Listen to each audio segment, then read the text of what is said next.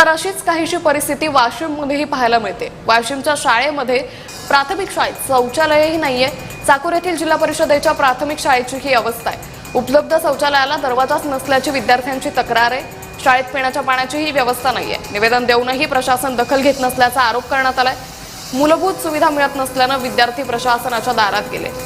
तर अखेर विद्यार्थ्यांनीच पुढाकार घेत पंचायत समिती कार्यालय गाठून विद्यार्थ्यांनी गट शिक्षणाधिकारी आणि गटविकास अधिकाऱ्यांना निवेदन देत शाळेत तातडीने शौचालय, पिण्याचं पाणी, इतर आवश्यक सुविधा उपलब्ध करून देण्याची मागणी केली आहे।